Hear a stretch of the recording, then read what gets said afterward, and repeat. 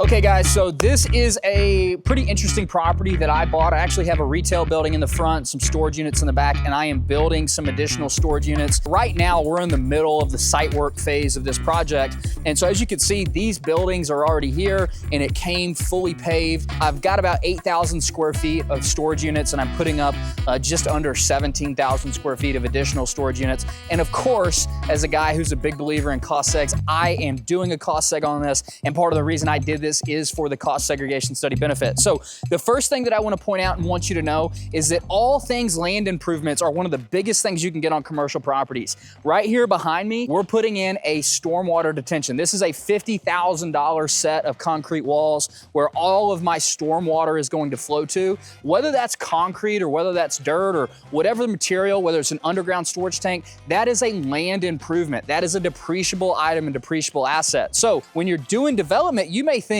man, this concrete wall is gonna last me forever. Well, guess what? The IRS says that that is a 15-year asset. The other thing that I want to talk about here, most people miss this. Where I'm standing right now was old asphalt. You can kind of see if you get on these cross sections right here, maybe if I come over here and show you this cross section, this all used to be asphalt.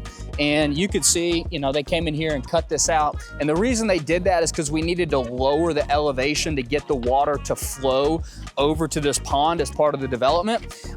What's really cool about this is this all used to be asphalt. That's a 15-year asset, but it's actually a 1-year asset. What do I mean by that? Well, all of this asphalt that was here, when I bought this property for $2.25 million, I had to allocate some money to the storage units. I had to allocate some money to the air conditioning. I had to allocate some money to the utilities, the electrical utilities. I had to allocate some money to the plumbing. I have to allocate my purchase price to all of these various assets. And some of that was allocated to this asphalt that was here, used to be here, of where I was standing. Well, guess what?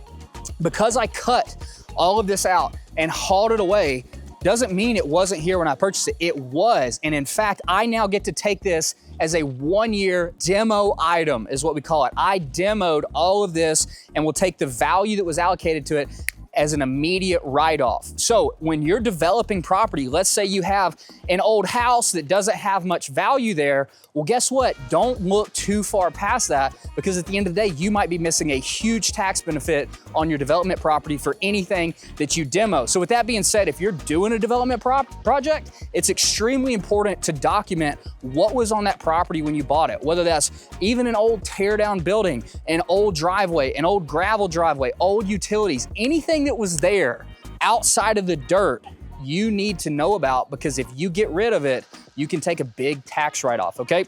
So when you're doing a development project and you want to do a cost seg study on it, let's talk about what is depreciable. Well, everything is depreciable is the answer. Everything that you spend money on is a depreciable asset. But the question is, particularly on commercial developments, is it a 39-year asset? If it's a residential, your question is it a 27.5-year asset? Or is it a 15-year land improvement, or a 5-year personal property, or a 1-year demo item, okay?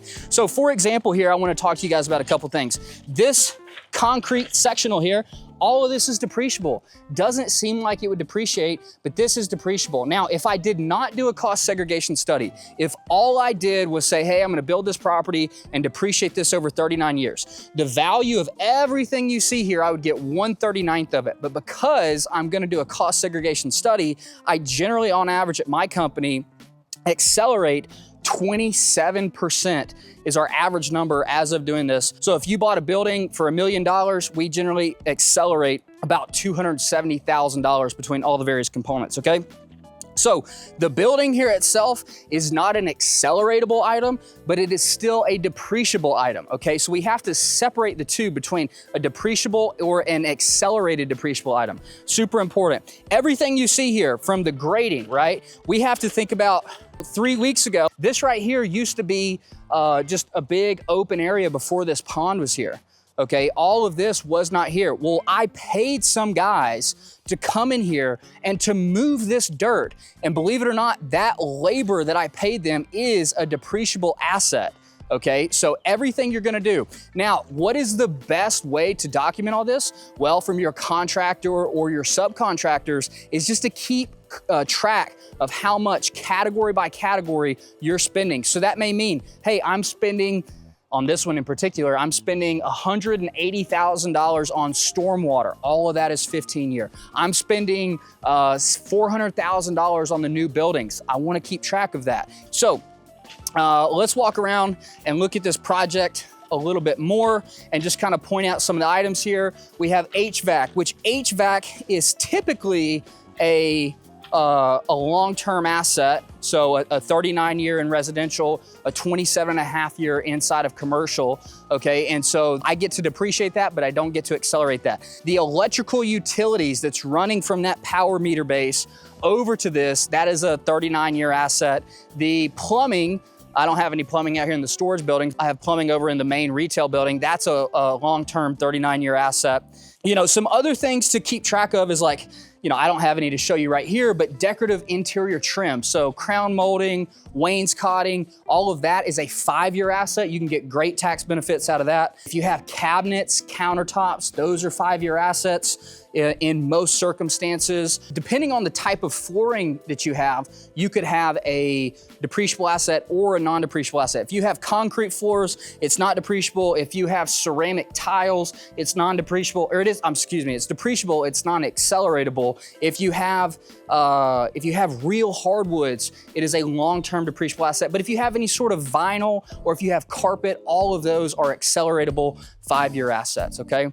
So the next thing I want to show you, and what is going to be a big unthought of cost out here, is let's take a look. They've been working on this for coming up on 6 weeks now. This right here, I'll show you what it used to look like. Used to have concrete pads, asphalt. I had some RVs parked up there. I had a fence put up there that they took down, and all of that is just effectively what we call site work.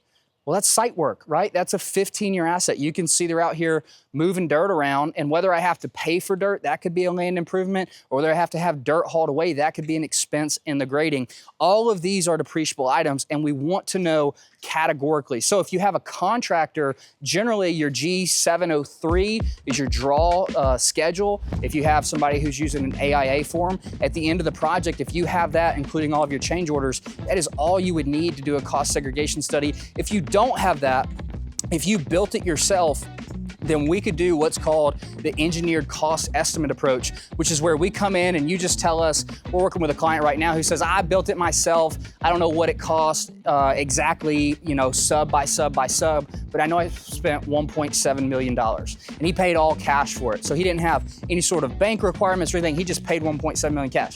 We said, okay, great. We'll go in, we'll do the engineered cost estimate approach and figure out how much we think it costs to build and tie that back out to the $1.7 million and accelerate as much of it as possible for you. So I hope this was helpful as you're doing any sort of development project. If you have any questions about doing a cost seg study on a development project, whether that's a commercial or a residential property, drop some comments below. We'll be sure to get back with you. And by the way, if you want to speak with somebody on our team about the benefits you could get from doing a cost segregation study, I will put that link below.